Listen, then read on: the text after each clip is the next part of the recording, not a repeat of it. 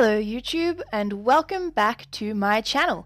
So this is part 2 of my Drawing with Jazza challenge, and as you would have seen in the first part, I am drawing Alice from Alice in Wonderland, and the challenge is to create a depiction of a well-known character at level 99. So as I said, I've chosen Alice in Wonderland, and in the last video, you would have seen me do most of the background, so most of this video is working on Alice because she is the main focal point of this picture. So you can see now I've changed the background to yellow. I don't know what it is, but I just really enjoy working with a background that is a different color. It kind of makes the black pop when I draw on white paper. Traditionally, I use different colored pencils. So I don't know why I do it digitally, but I use a different colored background but still use a black. So you'll see at the moment what I was just doing was trying to figure out whether I want wind or how the pose to be, and I decided that no, I don't want there to be wind because that will affect the rest of the background, and I've kind of gone with a very still and dark background, so I don't want there to be sort of a draft or anything like that. So now you can see me working on the face, trying to just get the everything to sit where it's supposed to. I've lost my words then. Trying to get it all to sit properly, and you'll see I've actually done a bow there, but as we move forward I changed that bow to the Queen of Hearts crown. So I did use reference, and I'll put the reference at the end, like a reference of the images I have used to help me with this piece. So I'm not very good with hands, and hearts are very specific, so I used a reference picture so that I knew how to put those hands with something holding it, and I actually used an image of Snow White holding an apple. Which is kind of funny because, yeah, whatever. Anyway, I thought it was amusing. But I have done the heart, so I was really happy with that, and I thought, oh, I won't put blood dripping down it just yet. I'll put that a little bit later so that I can just get the actual, shape of everything put in first. So I did that, and I did the hands, arms, and heart on a different layer, purely because I was happy with them and didn't want to change them. But it also made doing the rest of Alice quite difficult, which I've learnt from, and in my next picture I will try my hardest not to do that or avoid doing that particular, how I did that. But you learn from practice and from mistakes. So I'm just colouring in her dress now, trying to give it a little bit of shape. I was going for a very stylized sort of look with this whole image. You'll notice from my art, from drawing to drawing, my style does change drastically. I'm still creating my own style, and it's definitely, like, you can definitely see in all of my images that I do have a style. It's just not quite as defined as I want it to be, but I will get there. It's all just practice. So now I'm adding colour into her face, and I really like that pink on her nose that matched her lips. And I'm so proud of myself. I've figured out how to use in Photoshop, it's Control T. I think it's transform, I'm not too sure, to change the size of things. And I've also figured out how to use the selection tool so I can select certain parts and make them bigger. I don't know why I found that so difficult to get that in my head, how that works. But yeah, I finally figured that out. So I might even do a quick tutorial for very, very beginners who don't know how to use Photoshop very well, because that was something I really struggled with, and I don't want other people to go through that. So maybe I'll think about doing that in the near future. So I've just put some detail into her hair. Again, it's a different style to some of the other things that I do. It's more of a dark, I don't want to say Tim Burton-y, but I really do enjoy his style. It's nothing like his style, but that's kind of what I had in mind when I was doing this whole piece. And one of the Alice in Wonderlands was done by Tim Burton, so I guess that kind of fits, which is good.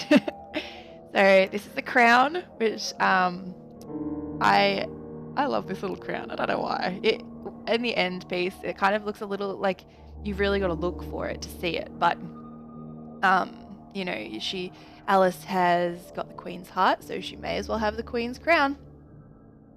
Because now she rules the Wonderland. So I'm putting in the Cheshire Cat, which I forgot to put in the background earlier. He was a little bit harder than I thought he was going to be. Like, fur is hard for a start, but you can see with the rabbit, I didn't exactly put fur on, so I didn't want to give the Cheshire Cat fur. I just wanted him to have like that sort of look. So I've kind of just gone with the same style as I've done Alice's hair, and sort of just like, yeah, I don't really know what that's called, just a whole heap of lines to make it look pretty. But yeah, I was really happy with the way that he turned out. And you can see I'm using all of the different purples because originally in the cartoon he was purple and I liked him purple. And I've given him a big grin because he's always grinning, and you'll see in the end image it kind of looks like the Cheshire Cat might have had something to do with why Alice has like taken the Queen's heart. Might have been his idea, or was it? Maybe he's just excited that Alice is now might actually listen to him. Who knows? Is he evil or is he not? But anyway, I really enjoyed drawing him, and I might just do a piece just of the Cheshire Cat sometime soon because I really like him. And then because I had to add extra space for the Cheshire Cat, I then had to move all of my mushrooms. It wasn't very well planned out, but that's the joy of digital art. It's really easy to change, so that was really good. I just had a bit of a fiddle around with all of that and moved it all about.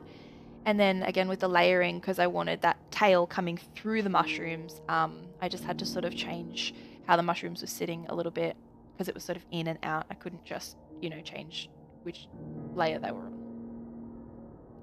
And then I added some shading and decided that the background should be purple because why not? And the grass should be green because that's the color the grass is. And you'll notice that I haven't done Alice's feet or legs. I just realized at this point, I was like, oh, hey, look at that. Probably should do some feet. Hey, I had them in the original sketch, but I think I was just because I didn't do all of this in one night. I will go on and off and on and off and, do what I can when I have time to do it. Because I work full time and, also have a household that I need to, keep going. So I do this, in my spare time and, so sometimes it can be a little bit confusing and I'll go from one thing to another because I've stopped and I've started and I've stopped and I've started. But so it can be a little bit easier to forget things too, like her feet.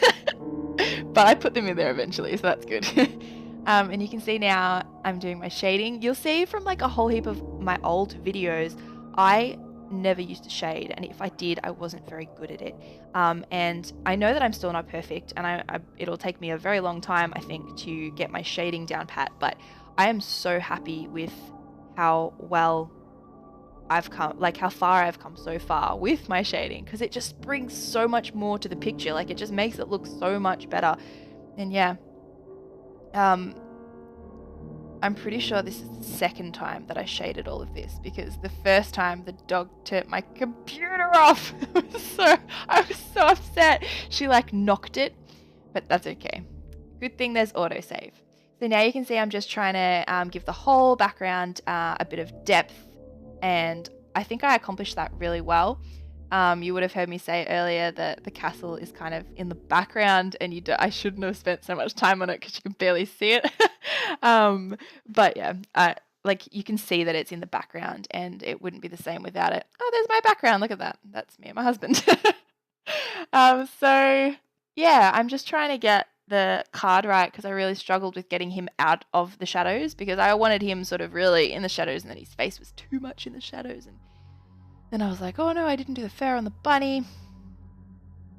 And then I messed his eyes up because they weren't looking. Fix that.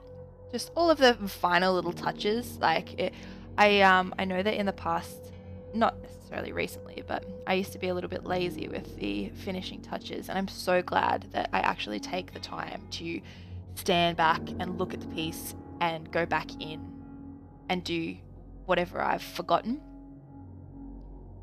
So when you pull this apart, it actually is pretty messy. It's the first real image I've done this way, so of course, you know, you learn. So, and then I forgot to put the blood in, so I actually go back and I change the size of the heart because I wasn't happy with it, and then I start adding the blood in because I was like, she's just ripped out the queen's heart, right? There has to be some blood dripping out of this heart that's just, you know, I know it looks a little bit creepy and a little bit, like, I guess, morbid, but there's worse out there. This is nothing compared to some of the spin-offs from Alice in Wonderland. But yeah, I was pretty happy with how this turned out, and I'm aware that the blood is a little bit unrealistic, and I don't mind. I was going for that cartoony sort of theme. I wanted to stick with the rest of the image. So yeah, overall, I was really happy with the way that this turned out. It is a little bit darker than what I originally thought I was going to do, but yeah, I was really happy with it. So I hope you enjoyed it. So this is the finished piece, and thank you so much for watching, guys. If you have any questions, let me know. Otherwise, I will see you next time. Bye!